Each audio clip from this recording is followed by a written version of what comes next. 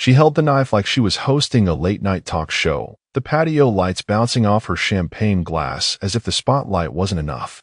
"To Greg," she said, voice dripping with sarcasm, "my dear husband, who once told me I was dreaming too big." She turned, full theatrical pause, her heels clicking as she faced her guests. "Here's your cake, loser." And they laughed. The VP of marketing nearly choked on his spritzer. Some guy from sales slapped the table. Even her assistant, that nervous one who kept calling her boss lady, let out an awkward giggle and immediately looked at Greg like a kid caught breaking a vase. He didn't move, didn't flinch, just blinked slowly and glanced across the patio to where his parents were sitting, legs crossed neatly, both of them holding little dessert plates with untouched cake.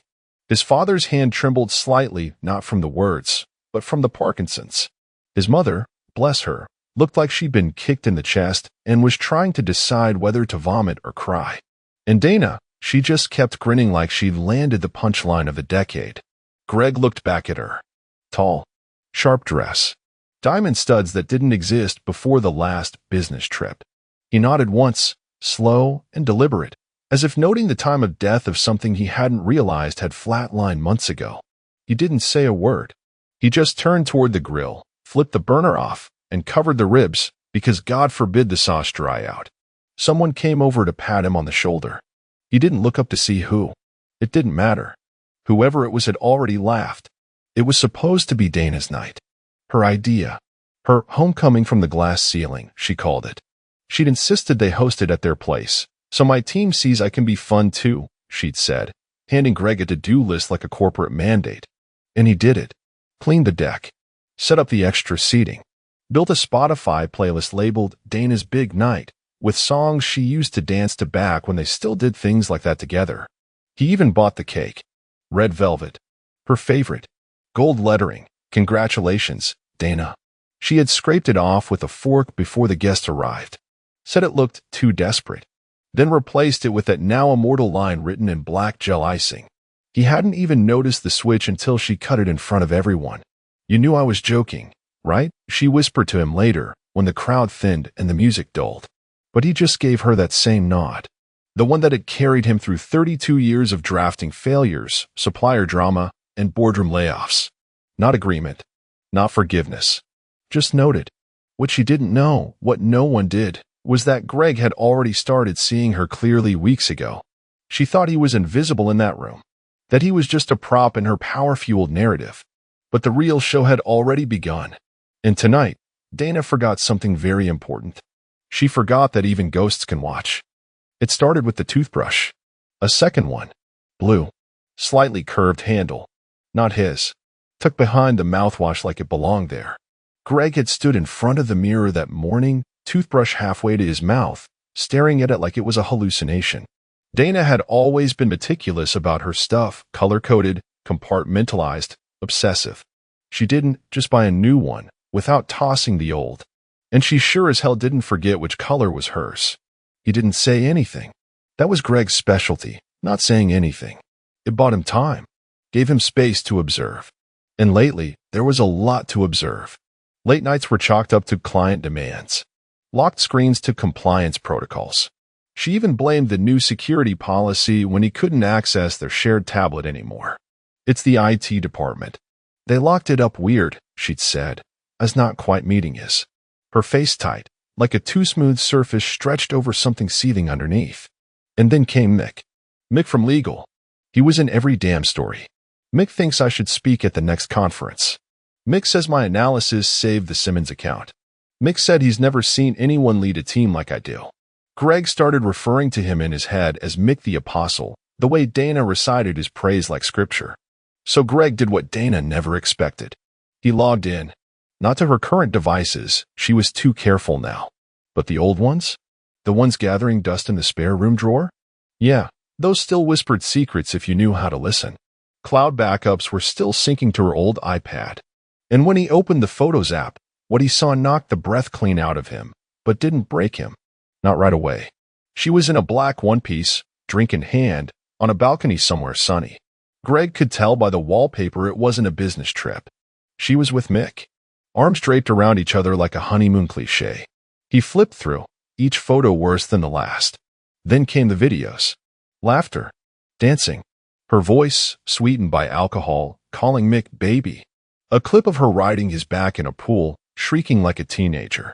Another of her feeding him room service pancakes in bed, topless, the sheet slipping lower each time she leaned in. And the final one, the one Greg only watched once, was in grainy night vision. The phone must have been resting on a dresser. They were mid-act. Greg paused it halfway through. Not because it was unbearable, but because he'd seen everything he needed. He found the emails next. She hadn't logged out of her old Gmail. Not the one she gave clients, the private one.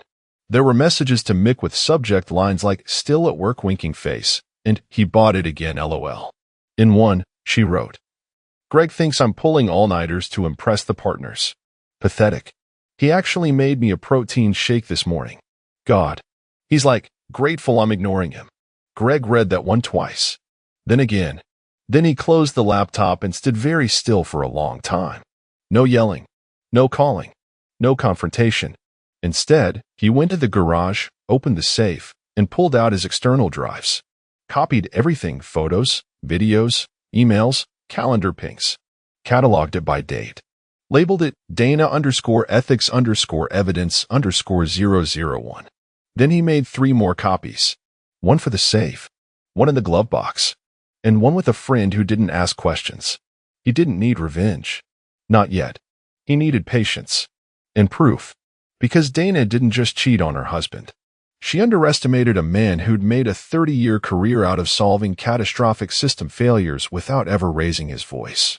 While Dana floated from guest to guest with her Prosecco grin and over-rehearsed anecdotes about rising above mediocrity, Greg was in the laundry room, scanning documents between refilling the chip bowl and re-icing the champagne bucket. Not out of nerves. Out of routine. Precision was second nature to him. And tonight, every click, every page, every byte he moved into place was another brick in the quiet detonation he'd been constructing for weeks. The cake had been delivered that afternoon, triple-layered, buttercream-frosted hypocrisy. She insisted on writing her own message. Greg had watched her scratch out the original congratulations and squeeze on her little roast with the steadiness of someone who thought cruelty was charisma. But the joke, the one that made Mick from legal giggle into his gin and tonic, was just the ribbon on the real gift Greg had prepared. Behind a locked folder labeled Client Budgets Q4, on his encrypted USB drive was an evidence chain that would make most IT auditors weep with joy. Photos. Timestamped metadata. Cross-referenced travel receipts. Email headers showing corporate card misuse during the weekend. Dana claimed she was off-grid with women from the Women in Leadership cohort. A $427 charge from the hotel spot tagged as client meal. A poolside selfie where Mick's hand was very much not in a professional location. He'd spent the last 3 weeks compiling it all like a seasoned archivist. The receipts. The calendar entries. The Slack messages. Even a Teams call recording where Mick referred to Dana as babe, and she didn't correct him, even though her direct reports were on the call. But that wasn't the real masterpiece. That came in the form of a brown envelope, sealed and waiting in his briefcase upstairs. Inside was a full draft of their financial separation agreement, tailored, notarized, clean. No messy drama. No hysterics.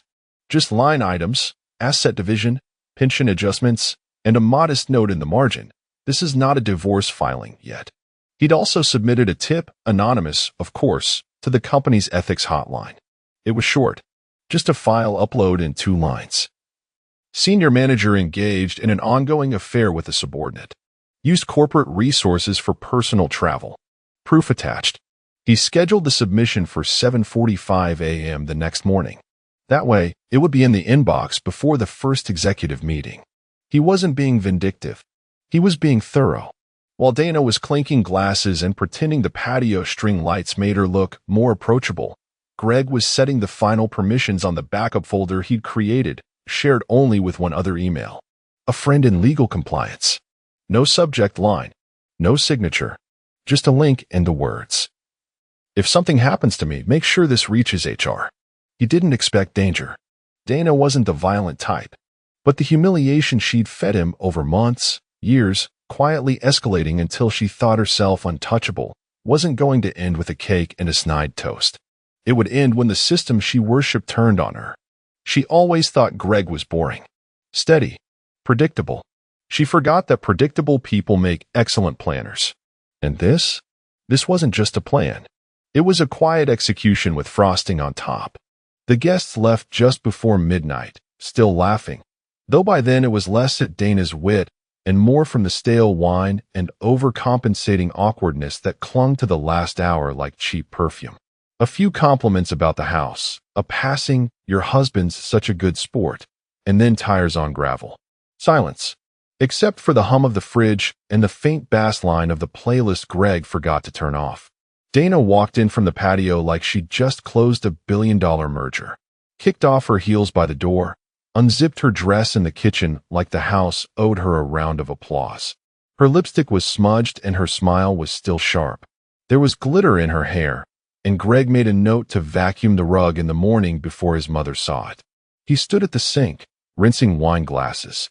Quiet, efficient. Watching the red swirl down the drain felt oddly satisfying.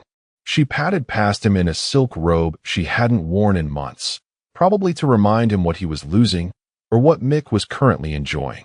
She paused at the foot of the stairs and tossed over her shoulder. "You took that well." He didn't turn, just set another glass upside down on the drying rack.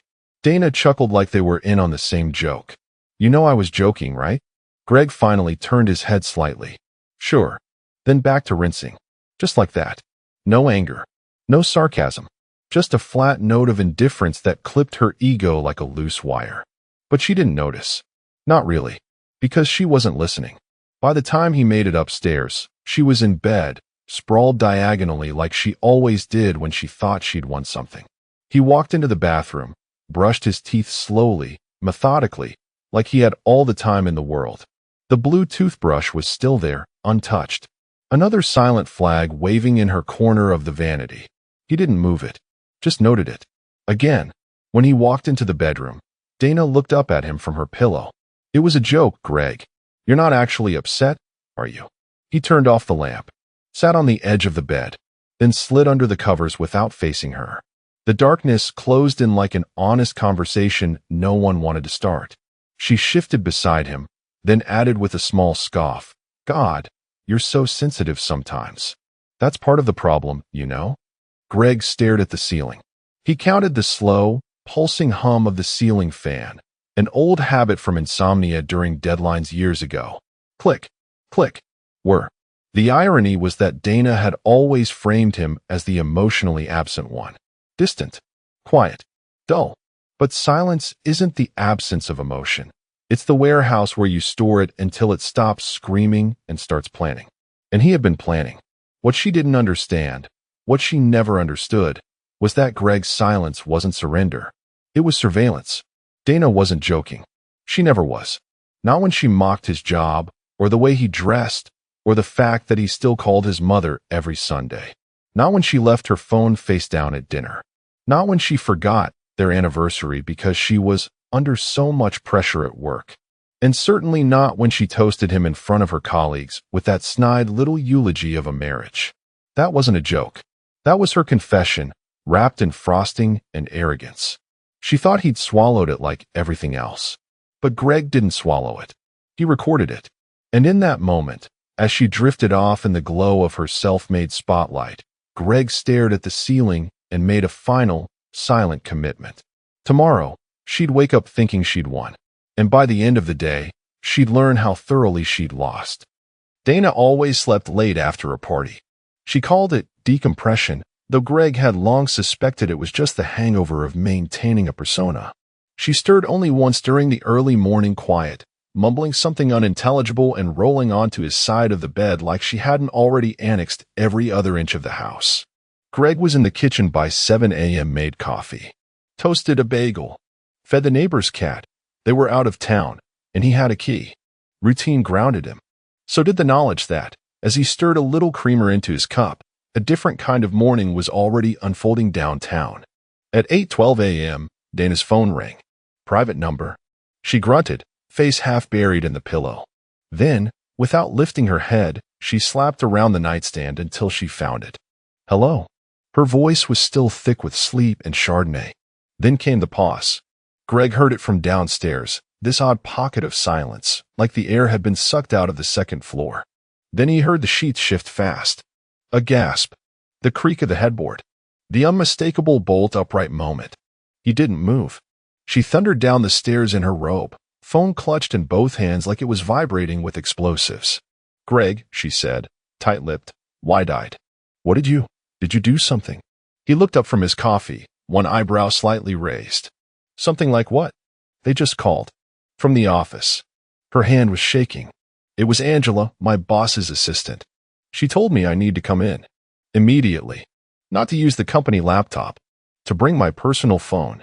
She held the device up like she expected him to confess into it. Greg took a slow sip of coffee. "Sounds serious." She narrowed her eyes. "Greg." He leaned back in the chair, the morning sun hitting his face through the blinds, casting long shadows on the floor. He held her gaze, then said, softly, like reciting a reminder on a shopping list. "I'm just the loser, remember?" Dana opened her mouth, but nothing came out. Just air. Her expression flickered, confusion, suspicion, maybe even fear, but it couldn't stick. Not yet. She wasn't used to being on the back foot. Greg stood up slowly, brought his mug to the sink, and rinsed it out. "You should get dressed," he said without looking at her. "Wouldn't want to keep Angela waiting." Dana didn't move. Just stood in the kitchen like someone had pulled the rug out from under her favorite fantasy and left her barefoot on the cold floor of reality. Greg walked past her to the front window and pulled the curtain aside, just a sliver. Outside, the world went on as usual. A dog walker. A jogger. The mail truck rolling up the hill. He didn't need to ask if the call had anything to do with the ethics hotline submission. He already knew it did. The timestamp, the file, the folder, all synced, encrypted, triggered with a delay. The bomb had gone off. All that was left now was the fallout. Dana turned slowly toward the stairs, her fingers still curled around the phone like it might offer salvation if she stared hard enough. Greg sat back down. He picked up the paper, flipped past the sports section, unfolded the crossword. Outside, a car engine roared to life. Tires squealed just slightly. He smiled at 5 down. Consequence, 5 letters. Answer, truth. Dana tore out of the driveway like the house was on fire. No makeup, hair barely combed, dress shirt half-buttoned over leggings she probably forgot weren't pants. Her bag was still open on the passenger seat, papers, cosmetics, and a phone charger spilling like entrails. The garage door hadn't even finished lifting when she slammed the car into reverse and nearly clipped the trash bins. Greg didn't flinch. He stood behind the curtain in the upstairs hallway, the one that gave a perfect diagonal view of the street. Not enough to be seen, just enough to see. As her taillights whipped around the corner, he pulled out his phone and sent a single message. "She's in motion. Delivered. Read." No emoji. No follow-up. That friend, if you could still call him that, had worked compliance at Dana's firm for over a decade before they axed half the team in a budget shuffle. Greg had stayed in touch. They bonded years ago over dry ribs and a mutual disdain for performative management. When Greg reached out a few weeks back asking for a friendly ear off the record, the guy didn't even hesitate. Now, the chess pieces were moving. The report Greg submitted, disguised as an anonymous ethics complaint, had officially cleared intake. That meant timestamped confirmation, logged IP routing through a masked VPN, and direct delivery to internal legal with a reference number. That same reference number was attached to the video. Not a video. The video. The one Dana recorded, stupidly, while pretending to be discreet. Hotel suite, Mick's voice muffled in the background, and Dana spinning toward the camera in lingerie with a giggle. "This is way better than those sad little work dinners." Huh? The footage wasn't pornographic, not entirely. But it didn't need to be. The timestamp, the metadata, the audio, it all told the story. Greg didn't send the riskiest videos. He didn't need to. He sent the right one. The one with her laughing as she held a glass of wine purchased on the corporate card at a resort labeled in her calendar as client relations training. The compliance friend had watched it. Called it clean, which in that world meant damning. No ambiguity. No plausible deniability. Just a well-edited montage of arrogance and poor judgment. Greg backed away from the window, finally, when her car disappeared past the hill.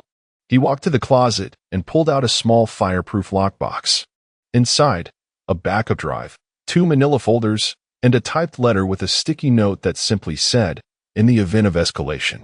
He didn't think it would come to that. But then again, Dana never thought he would come to this. He sat on the bed, slowly unlacing his shoes.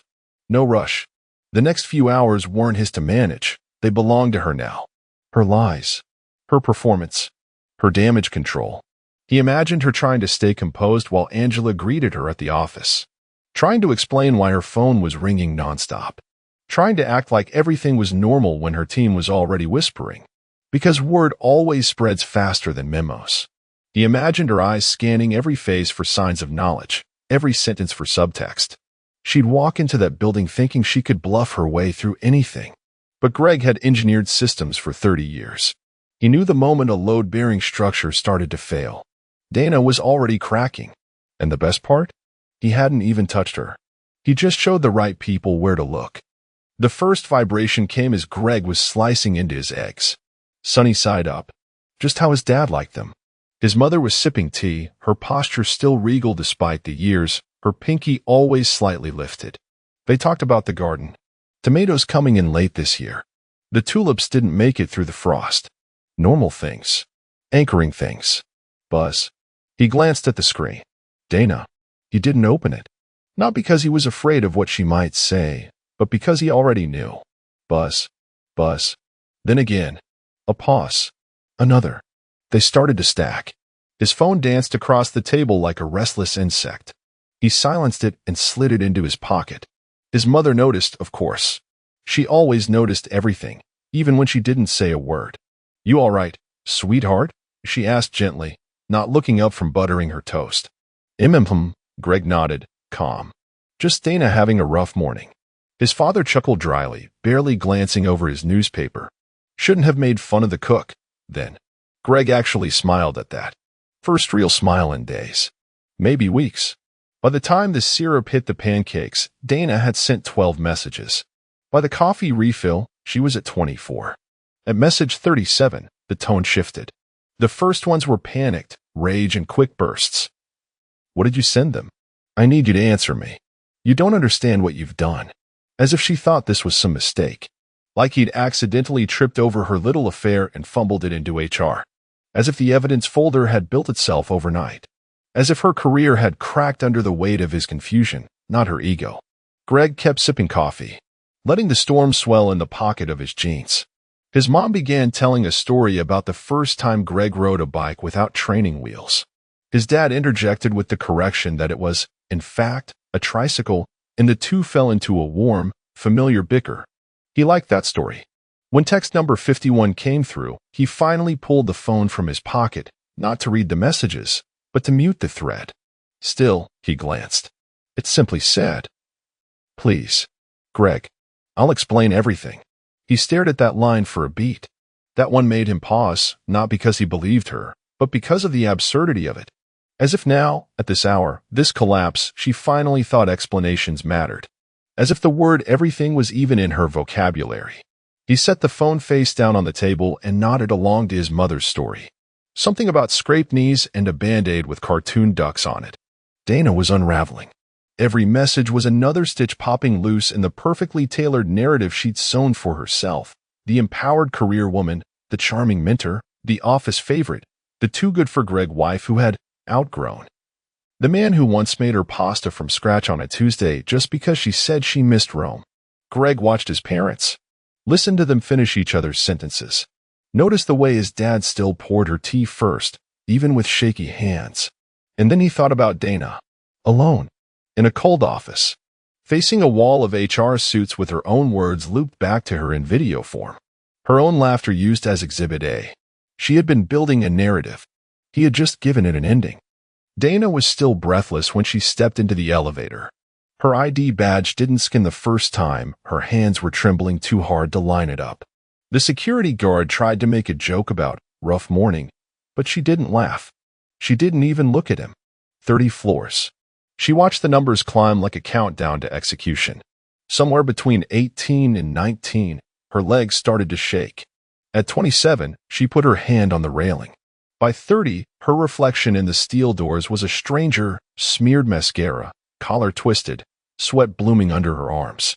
This wasn't the woman who'd stood in front of her team last week and declared herself a model for female leadership in corporate culture.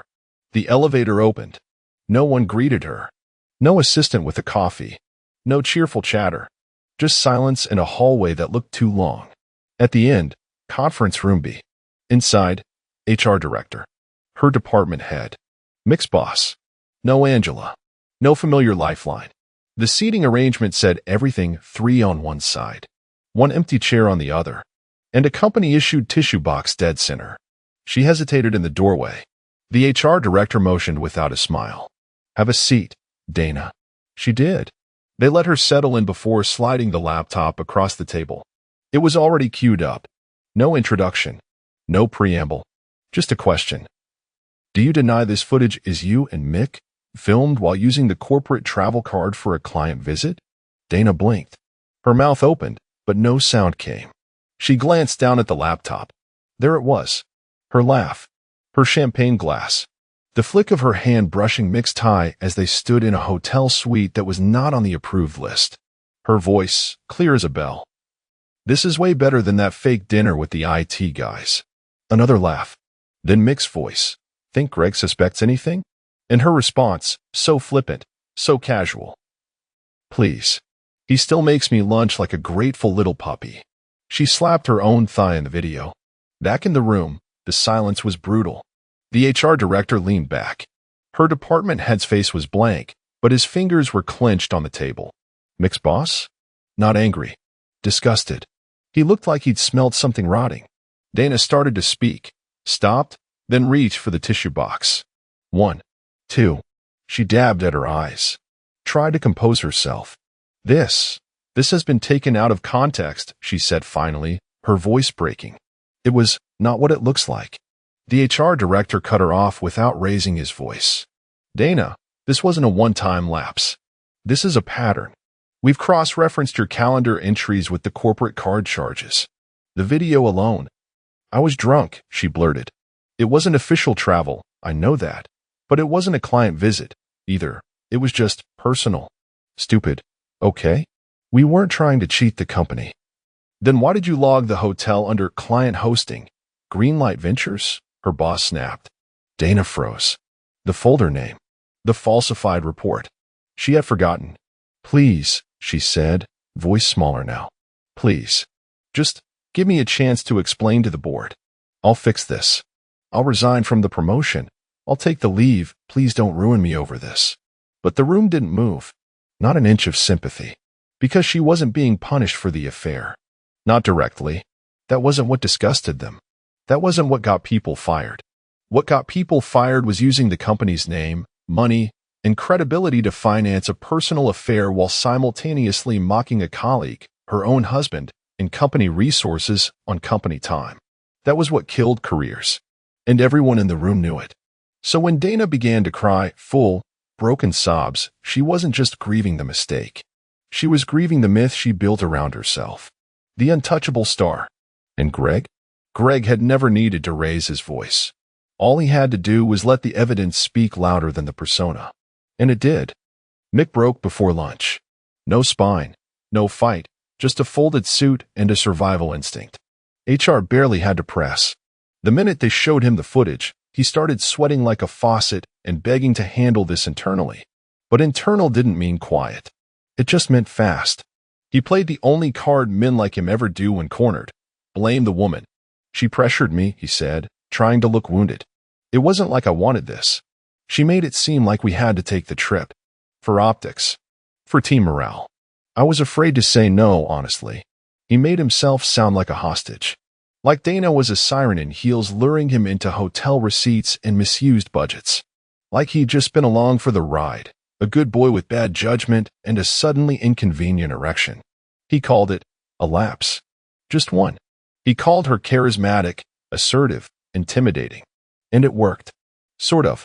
By 11 a.m., Mick was terminated. Immediate dismissal. Badge deactivated.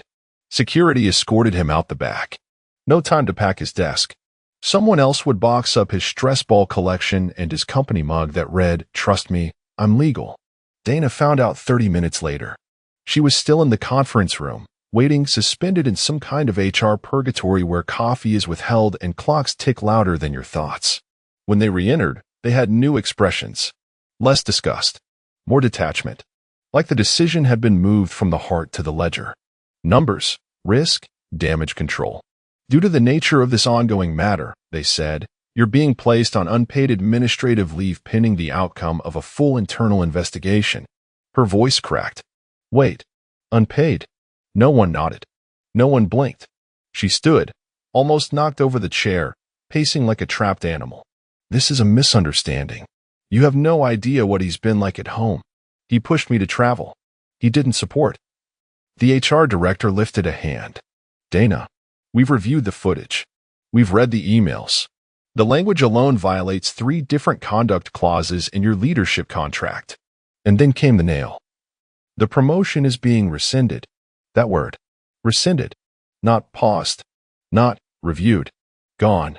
Everything she'd paraded around the office for the past month, title bump, salary upgrade, corner office with the little view of the skyline, gone. And by the time she left that conference room, pale and red-eyed with a face blotched by humiliation, her team already knew.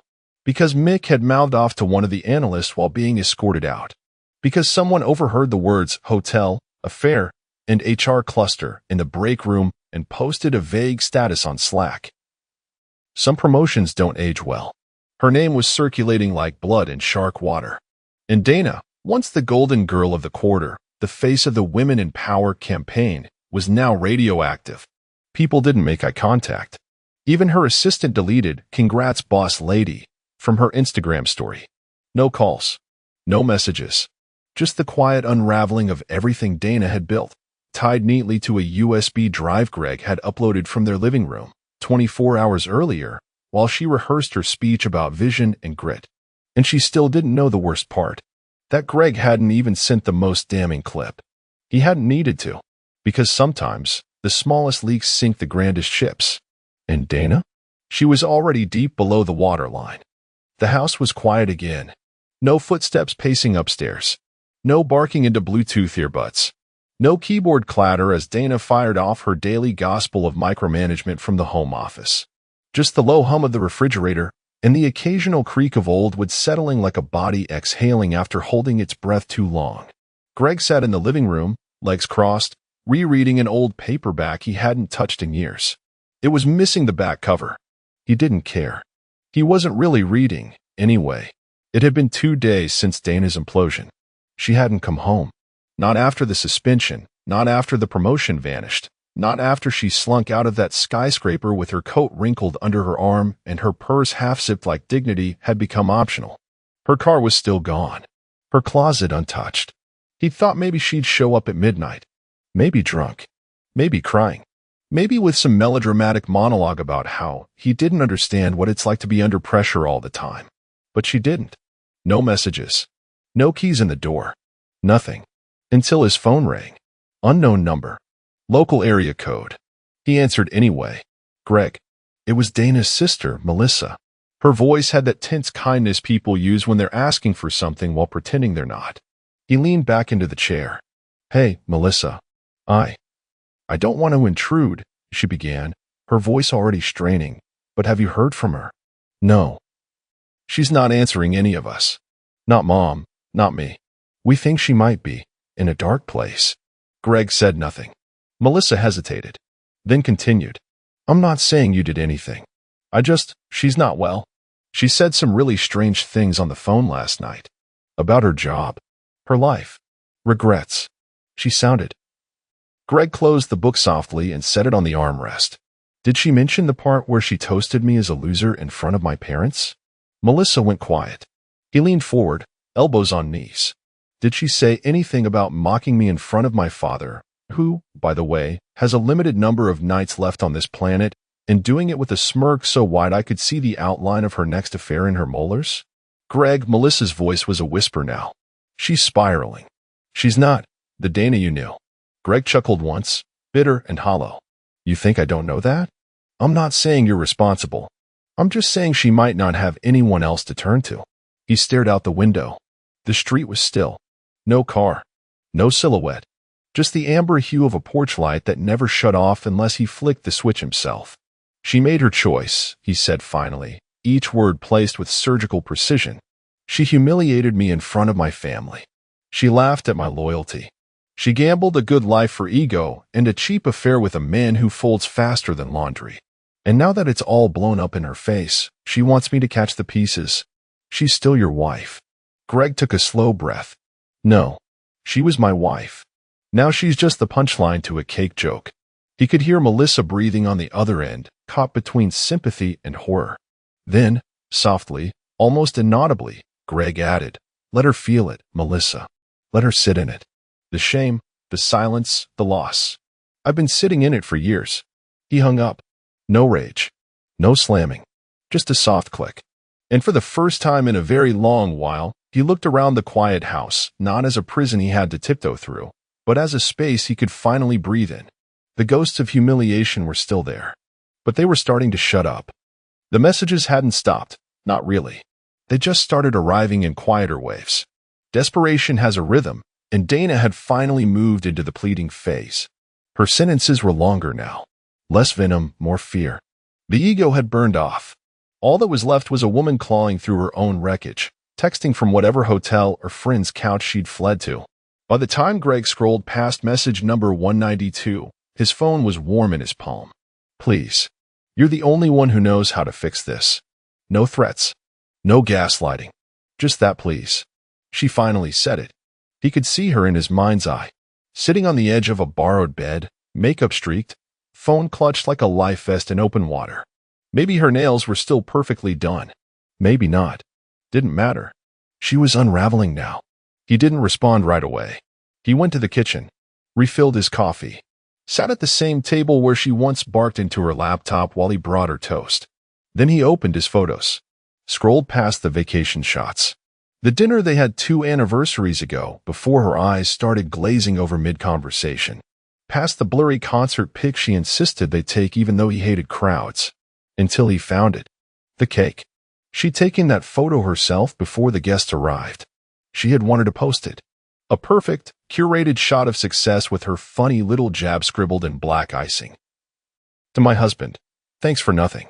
She'd even done a second take because the lighting wasn't dramatic enough. Greg remembered that. She made him hold a ring light. Said her phone camera didn't capture the mood right. The mood being smug, untouchable, victorious. He saved the image. Opened the text thread. Uploaded the photo. No caption. Not yet. Then, with slow, deliberate precision, he added a line beneath it. "Now you know how it feels. Send." And that was it. He muted the thread again. Put the phone face down. Then he stood by the window and watched the neighborhood breathe. Children walking home from school. A couple arguing softly by their mailbox. A delivery truck honking at a dog in the street. Normal life. Other lives. Not hers anymore. Her silence stretched into the afternoon. No reply. No bubble. Just the digital vacuum left behind when a narcissist runs out of mirrors. Greg didn't need her response. Because that image wasn't for a conversation. It was a memorial. Not to their marriage. That had died a long time ago.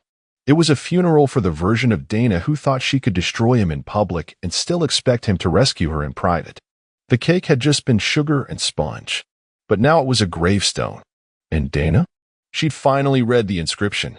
2 weeks later, Greg stood in front of a room full of engineers and project leads, wearing a new blazer that still had a bit of that stiff store crease in the sleeves. The firm was local, but well-funded, young blood mixed with old heads, a company trying to do things right in an industry that usually didn't. He hadn't applied. They'd called him. Someone on their leadership team had heard what happened. Not all the sordid details, just the outline. A long-married man in middle management who had handled the professional disruption with composure. That was the word they used, composure. The HR grapevine sanitized everything, but the core of it remained. A betrayal. A scandal. A man who didn't scream or implode, just repositioned and moved forward. That intrigued them. They didn't want drama. They wanted structure. They wanted someone who could walk through a fire and not bring the smoke with him. The offer came fast: consulting lead, flexible hours, remote friendly, triple his previous salary. He didn't even hesitate. He gave 2 weeks' notice at his old job, not out of obligation, but because closure mattered. He left clean. Empty desk. Thanked the admin staff. Declined the goodbye sheet cake someone had ordered at the last minute. He didn't need another cake. At the welcome luncheon, a younger guy named Brent, project manager, clearly bright but a little too eager, sat across from him with a salad he wasn't eating and said, "So what inspired the switch? After all these years?" Greg stirred his coffee, looked around. The room was warm, safe. No passive aggression, no performance masks. He leaned back and smiled. Not big, not smug, just a half smile like the beginning of a private joke. "A cake," he said. Brent blinked. "Sorry, a joke," Greg added, letting the words settle. And the moment I realized silence is more powerful than revenge. Brent gave a polite chuckle, confused but respectful.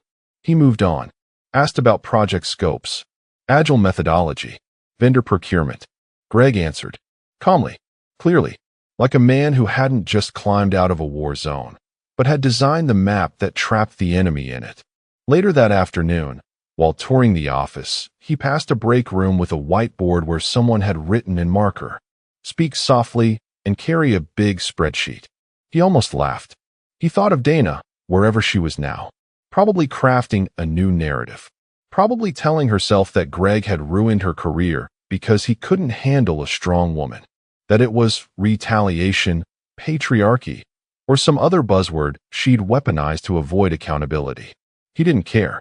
He didn't need an apology. The silence he'd left her in was louder than any apology she could fake. In his car that night, Greg opened the glove compartment and removed the USB drive. He held it in his hand, turned it over. Then he dropped it in the center console and closed it gently. Not because he needed to forget, but because he no longer needed to remember. There are some victories that don't require parades. Just peace.